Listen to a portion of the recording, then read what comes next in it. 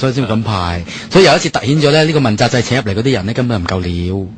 係唔夠班你嘅，唔知真係唔知請嚟做乜，即係請嚟做乜，即係嘥嘅咁就派錢啊！基本上真係，不過我都好羨慕佢哋，真係啲工去邊度揾大佬？筍工嚟㗎。係啊，你唔係嘅。如果頭先正如有啲網友講話，如果真係阿老蕭做到特首嘅話，我諗我點都撈個處長啩。喂，不過我反而咧有個問題，我想問啊，就係嗰個你話譬如呢啲即係咁高薪厚祿嘅咧，真係冇得炒佢㗎，定係真係要犯到好嚴重嘅錯誤先至炒得嘅？公務員啊嘛，貴資好難炒一個公務員嘅，要炒。我未見過俾人炒嘅公務員。除非好特殊，我以前有個同學咧，係喺社會福利處無端都俾人炒。衰到好大鑊咧，話佢即係非禮一個女同事咧，佢喺嗰個紀律委員會未開之前，佢辭咗職咧，都焗住要俾長工佢，唔可以繼續查。咪政治就得喎，因為點解我認嗰女同學咧，佢無端都俾人炒咗咧，係唔需要解釋點解咧？原來因為佢嗰陣時咧，佢係中意識鬼佬嘅，即係佢男朋友係鬼佬嚟嘅，係喺香港做啲 M14嘅，係13、14我記得 MI6。M16，結果係政治原因嚟嘅，即係人哋懷疑佢係特務啊，所以炒咗佢，冇得申訴。我係咁耐聽過一個啫，淨係。我未見過。嗰個我諗係純粹係政治原因啊，政治咪唔使解釋咯。其他如果唔係你好難，至於問責局長係更加唔會添啦，都唔會有落台呢樣嘢咁就係啊，董建華嗰陣時先至咁黑嘅啫。梁錦松啊，係梁錦松都係辭職嘅啫。OK， 有個網友佢話：香港天下，我建議蕭若元做國家主席。國家主席就冇啦，聽下蕭生環節啦。富甲天下之李氏王朝，係咁就係即係我哋講到即係其實李嘉誠即係由呢個伙計變成老闆，即係呢個創業過程咁樣，咁就係即係 look back， 仲有少少嘢要講嘅咧，就係其中一個特色就係即係呢個人喺短短嘅即係7年內係轉咗好多份工，係咁就係我想講嘅就係當然就係即係初頭茶樓呢一份咁咧，就係我相信。佢當然係好勤力㗎啦，咁然後第二期嘅就係即係佢去喺中南標行走翻出嚟，中南標行走翻出嚟，咁就係其實你由做開鐘錶轉做呢個賣鐵桶係，咁其實係一個即係下跌嚟嘅呢一個係，因為鐘錶嗰就好高檔嘅嘢嚟嘅就係。係啊，但係好似話係唔俾佢學嘢啊嘛，即係學唔到嘢，所以佢先至決定即係離開咁樣。嗰個如果以時限嚟講，就應該係李嘉誠18、19歲，即係我係非常即係我係非常之懷疑，即係真正嘅理由，即係唔會唔俾佢學嘢。真正嘅理由就因為佢同埋呢個莊月明之間嘅關係，係令到佢飛走不可。嗯哼。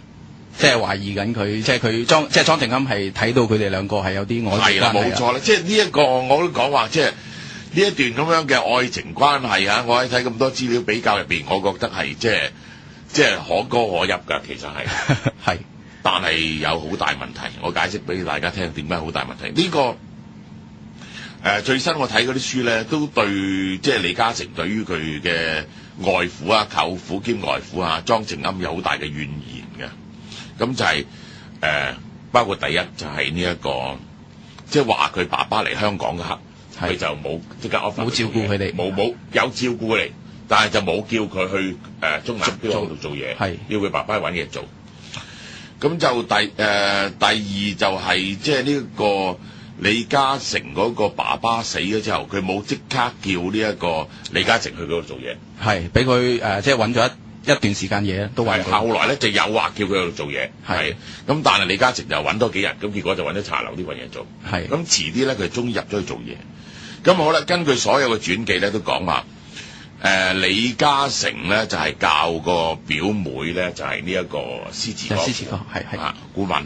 咁嗰個表妹教佢英文，係冇錯，係廣東話添㗎嘛，同埋廣東話。咁即係 anyway， 李嘉誠就大佢表妹4歲。即係如果我哋推斷呢個時間嚟講，即係話喺19，如果做完中南標行嗰陣時，即係大概45、46年度啦。李嘉誠18歲，表妹14歲，係咁呢個時候已經係情竇初開㗎啦嘛，已經係。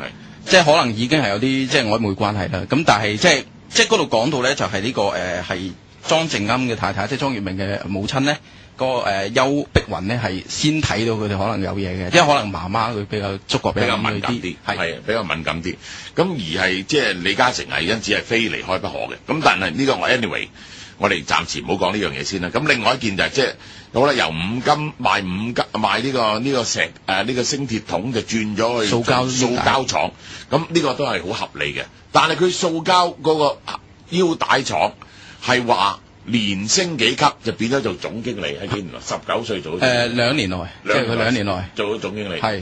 咁而係佢立即出嚟創業喎，即係咁樣係。係啦，22歲創業。22歲創業喎，咁就係我只可以咁講，即係話，即係呢個人係即係野心勃勃嘅咯，即係。係。即係不能屈居人下嘅，其實係。係，即係佢自己講過啦，話佢爸爸嗰個遺言，即係要佢話即係最好要做生意啦，咁樣嚇。咁即係佢老闆對佢好好噶啦，但係佢即係 anyway，即係你睇佢嗰時儲到7000幾蚊，你就知道啦，即係佢老闆對佢已經非常之好噶啦。但係佢呢啲人係一定要自己做老闆嘅。係。咁大家即係如果你請伙計嗰時咧，就要留意即係。如果個人轉工轉得好犀利，同埋好似李嘉誠呢咁人咧，其實除非本身你係英雄，除非你本身係一個好英雄豪傑嘅人啦，如果唔係咧，你唔能夠用嘅，其實係。係。咁但係 anyway， 李嘉誠蘇朗同資料睇上嚟，佢都係即係有啲道義嘅，就係即係話佢應承個老闆出嚟唔會搶個老闆啲生意，即係咁樣係。係冇錯，佢係發展另外一啲嘅產品啦，即係同樣係塑膠，不過佢唔同佢直接競爭啦。係啦，咁呢一個就係講到呢度，即係我哋 remind 啲網友，即係如果你係打開份工出嚟，想獨立創業嘅話咧，即係李嘉誠呢個係一個好嘅標本。有幾樣嘢你唔能夠做嘅，或者一生人只能夠做一次嘅，就係你開一門同老闆完全一樣嘅生意出嚟。係，然後就去即係叫老闆啲生意啦。係，啊，然後就叫老闆啲伙計啦。係。咁咧，如果人哋一知道你係咁咧，就呢世唔會有第二個人就去請你噶啦。係，然後出嚟再搶個老闆添啦，即係咁樣係。嗯哼。咁你可以做一次嘅，即係你就跟住落嚟，你就自己創業，即係咁樣係。嗯哼。啊，李嘉誠就做咗。李嘉誠唔係佢冇 exactly 搶個老闆生意。係。啊，佢係anyway 佢係咁講咧，即係咁樣。係。即係佢做緊嘅develop 一啲similar嘅嘢，但係就唔係 exactly copy 個老闆嘅嘢，即係咁樣。嗯哼。其實佢咁早想做老闆，唔想居於人下，會唔會同佢同中南標行啲相遇嘅遭遇都有啲關係咧？即係我成日諗住咧，會唔會係李嘉誠咧係望住佢舅父嚟即係行佢個人生嗰個嘅事業啊？因為佢可能係即係受到即係莊靜鵪嘅嗰個嘅有意無意嘅，即係可能係刻薄啊咁樣啦，即係對佢唔好啦。咁佢可能係想爭翻啖氣，然之後想即係贏佢，會唔會有咁嘅動機？即係我覺得就未必嘅，但係即係 anyway， 即係呢個人係好想即係好急於向上爬咯，即係咁樣。係好急於向上爬。喺嗰個時代20幾歲創業都好少人，好少人㗎啦，好叻㗎啦。即係呢一個同埋即係好，即係啲人嗰陣時啲人係念舊啲，即係尤其是你做到總經理咁，通常都會即係做耐少少，即係咁樣係。係冇錯。咁但係anyway 啊，我要講嘅咧，講到呢度咧就係咧，其實去揾呢一個而家揾呢個李嘉誠嘅生平咧，我哋變咗係一個偵探故事咁樣，係好多嘅唔同嘅版本啦。我哋手上係有咗4-5套書嚟講，最離奇嘅2本其實都係官方嘅傳記，但係點講嘅嘢都好大出入。講嘅嘢好大出入，係咁我哋就開始即係推敲其中之間嘅。即係異同揾個理由。我頭先講俾大家聽，我想講清楚嘅就係話，佢哋呢一段愛情啊，呢個係好明顯係即係話，第一初相遇喺1940年，跟住就係2年後兩個再相遇，1942年。係嗰陣時李嘉誠14歲，呢一個莊月明即係得10歲啫喎，喺1942年，即係咁樣，咁樣就係重逢喺香港重逢咁樣。嗰陣時應該係即係入到去中南，即係呢個李嘉誠入翻去。未42年啊，佢爸爸都未死啊。係1940年之後離開中南後冇再見面，係佢2年後係冇就啱啱離開中南之後。係冇錯，佢去咗做推銷員啦。佢去咗做推銷員，係分咗手，即係2年，即係咁樣。咁就係我都話咧，呢一個嗰陣時候莊已經大個咗好多，咁即係話呢一個。而家讀緊預科，係啦，即係可能係即係嗰陣時可能係即係長大咗啊，亭亭玉立啊咁樣啊，又戴咗眼鏡。